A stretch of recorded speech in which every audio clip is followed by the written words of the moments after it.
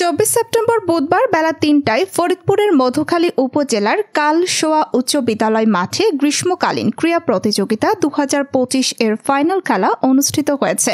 বালিকা পর্বের ফুটবল খেলায় রায়পুর বক্সিপুর উচ্চ বিদ্যালয় গাজনা পূর্ণচন্দ্র উচ্চ বিদ্যালয়কে ৬-১ গোলে পরাজিত করে চ্যাম্পিয়ন হয়।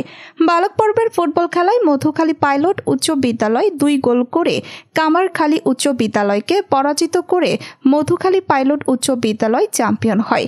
খেলায় প্রধান অতিথি মধুখালী উপজেলা নির্বাহী কর্মকর্তা মোহাম্মদ আবু রাসেল সম্পূর্ণ অনুষ্ঠান উপভোগ করেন এবং চ্যাম্পিয়নদের মাঝে পুরস্কার বিতরণ করেন।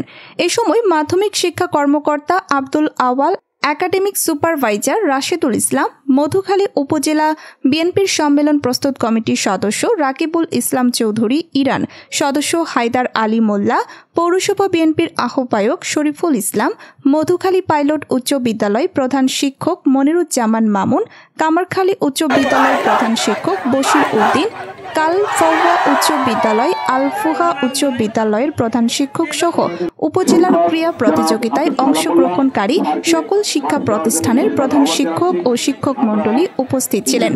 জানা যায়, খেলা শেষে প্রধান অতিথি বিজয়ীদের মাঝে পুরস্কার বিতরণ করেন এবং অংশগ্রহণকারী সকল শিক্ষা প্রতিষ্ঠান, খেলোয়াড় এবং শিক্ষক মণ্ডলীকে ধন্যবাদ জানান।